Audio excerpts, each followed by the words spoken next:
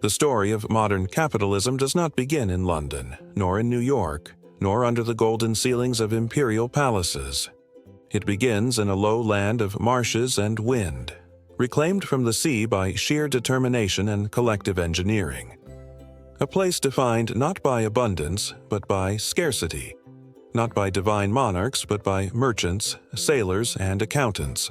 It begins in the Netherlands, a small country that, for a brief moment in history, reshaped the mechanics of global trade, finance, and political power. A nation that built an empire not primarily with swords or conquest, but with ledgers, contracts, and shares of ownership. The Dutch Republic of the 17th century did not simply accumulate wealth, it built the architecture through which wealth itself could multiply. In other words, the Dutch did not just participate in capitalism, they invented the system that allowed capitalism to scale, across oceans, empires, and centuries. To understand how this transformation occurred, we must look beyond the common storytelling of European glory and imperial expansion. We must examine incentives, institutions, and the organizational logic that allowed a modest population, barely over 1 million people at the time, to influence half the world's trade, create the world's first stock market, and leave behind an economic operating system that we still use today. This is the story of how geography shaped necessity, how necessity shaped innovation, and how innovation reshaped the world. To understand the Dutch, one must start with the land itself. The Netherlands is a country perpetually negotiating with the sea. Much of its territory lies below sea level. The coastline is not a natural boundary but a construction, a careful choreography of dikes, drainage canals, pumps, and collective maintenance. There is a particular kind of psychology produced in a society where survival requires cooperation, where one broken levee threatens not merely a village, but every person connected by the same system of waterways. From the medieval period onward, Dutch communities developed local institutions known as waterschappen, or water boards, early forms of municipal governance where representatives were elected to manage shared risk. These boards did something revolutionary long before democracy spread across Europe. They normalized collective decision-making. This habit of governance did not remain confined to water management. It shaped everything. While other European regions were organized around feudal hierarchies, vassalage, and aristocratic privilege, the Dutch lowlands developed a merchant bourgeois culture, pragmatic, literate, participatory, and economically oriented. The land could not produce enough grain. There were no rich mines of gold or silver. There was fishing, peat, dairy, and shipbuilding, but never enough local resources to sustain a growing population. So the Dutch turned outward. The sea became their field of opportunity. The ship became their plow, and commerce became their lifeline. By the late 16th century, the Dutch provinces were engaged in a long and exhausting struggle for independence from the Spanish Empire. This conflict, known as the 80 Years' War, did not simply forge a new state. It forced the Dutch to develop a navy capable of defending themselves against one of the most powerful fleets in Europe. War, in this case, became a catalyst for economic and institutional innovation. Unlike Spain or France, the Dutch Republic had no single monarch commanding its military. Power was decentralized among provinces and merchant guilds. Financing naval fleets required coordination among private investors, municipal governments, and merchant houses. As a result, shipbuilding evolved into a sophisticated industry, and Amsterdam emerged as a major commercial port, a crossroads of goods flowing from the Baltic, the North Sea, and the Atlantic. Dutch merchants brought timber and grain from Poland and the Baltic states. They refined saltfish into long-lasting provisions that fed sailors across the world. They traded textiles, spices, and tools. They carried goods on behalf of other nations, earning not just profit, but experience. And experience soon transformed into advantage. By the turn of the 17th century, the Dutch had become Europe's logistics specialists. the carriers, brokers, and financiers of international trade. But trade remained risky. Ships were lost to storms, piracy, navigational errors, or war. Financing a long maritime expedition required significant capital, but no single merchant or even guild could shoulder the risk alone.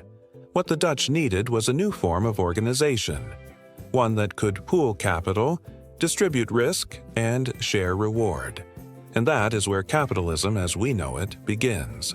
In 1602, a group of Dutch merchants, provincial representatives, and city leaders formed an unprecedented entity, the Verenigde Oostindische Compagnie, the Dutch East India Company, known today simply as the VOC.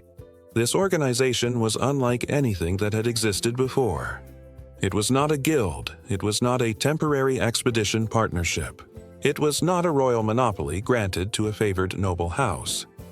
The VOC was a joint stock company, the first in human history to allow shares of ownership to be bought and sold by the public, without requiring the shareholder to be personally involved in management or trade.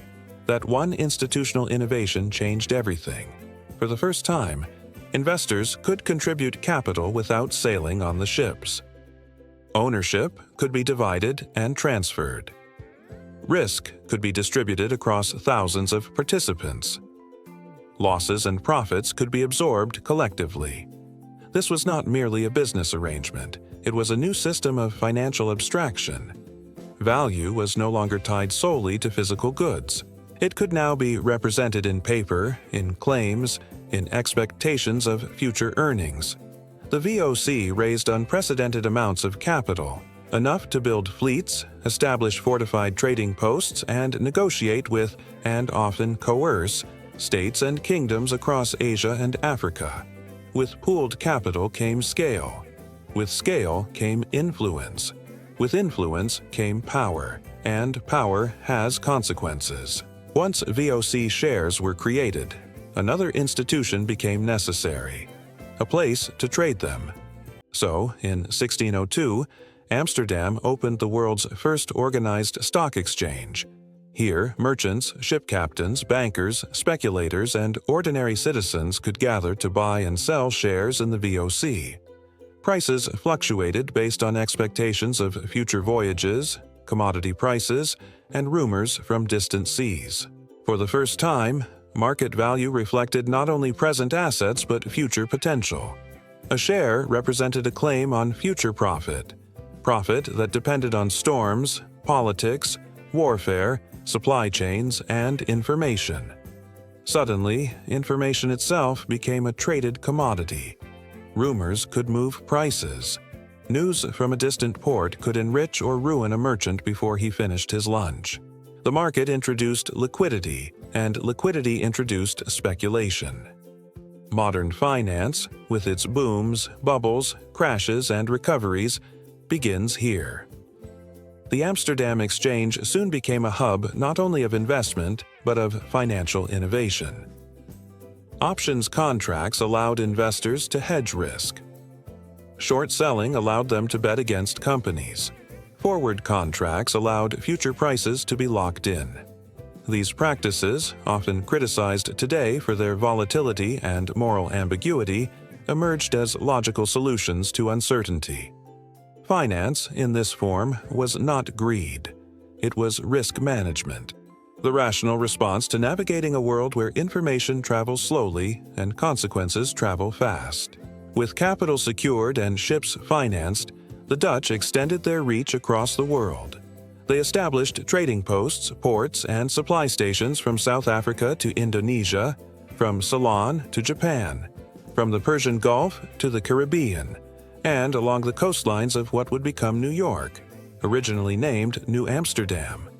Dutch fleets carried spices, silk, porcelain, coffee, and tea. They developed relay networks that shortened travel times, standardized cargo handling, and optimized routes. They mapped monsoon patterns, studied ocean currents, and established seasonal shipping cycles that became the backbone of global trade. In many ways, the Dutch were the first to create a global supply chain. Yet, this achievement came at a cost. one that cannot be separated from the history of capitalism itself. Where trade was not welcomed, the VOC enforced monopolies through coercion, blockade, and, at times, outright violence. The Banda Islands, home to nutmeg, then one of the world's most valuable spices, witnessed a brutal campaign of conquest, forced displacement, and mass killing.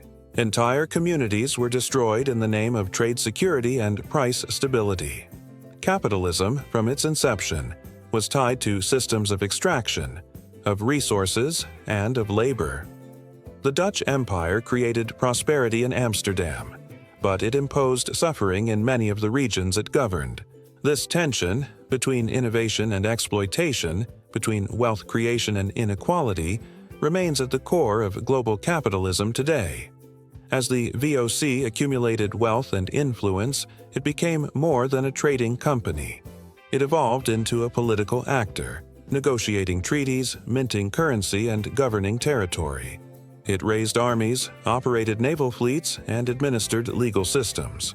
It was, in effect, a corporate state. This model, a private organization exercising public power, was unprecedented, and it set a precedent that would recur throughout modern history. Multinational corporations today echo features of the VOC. They operate across borders. They influence policy. They shape infrastructure, labor markets, and political outcomes. They are accountable primarily to shareholders. The Dutch had demonstrated that economic capital could substitute for political sovereignty, that the logic of markets could extend beyond trade into the realm of governance. Capitalism, in its Dutch origins, was not merely a system of private exchange. It was a framework for structuring global power. No empire, however innovative, is immune to structural change. By the late 17th century, the Dutch faced new competitors, especially England, which adopted and expanded upon Dutch innovations, establishing their own joint stock companies and financial institutions. England, unlike the Dutch Republic, possessed both abundant natural resources and a centralized state capable of mobilizing capital at scale. Meanwhile, the costs of sustaining global trade networks became increasingly burdensome for the Dutch. Military conflicts, financial overextension, and the growing administrative complexity of overseas governance strained the company. The VOC entered a long decline. It officially dissolved in 1799, but its legacy endured. The Amsterdam model, joint stock investment, stock exchanges, corporate governance, market-based speculation, shareholder accountability, spread across Europe and later the world. London refined it. New York globalized it. Silicon Valley digitized it. But the structure remains unmistakably Dutch.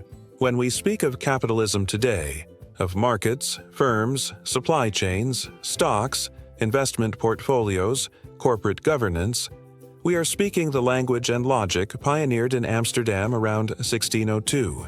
The Dutch Republic demonstrated that economic power could be engineered through institutions that pool capital, distribute risk, and align incentives.